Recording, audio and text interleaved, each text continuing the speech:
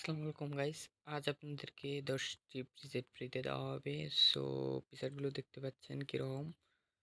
যারা প্রিসেটগুলো নিতে চান অবশ্যই লাইক, কমেন্ট এবং শেয়ার করবেন এবং চ্যানেল সাবস্ক্রাইব করে একটা স্ক্রিনশট আমার হোয়াটসঅ্যাপে দিন। তো যাদের যাদের লাগবে দেখতেই পাচ্ছেন প্রিসেটগুলো কেমন।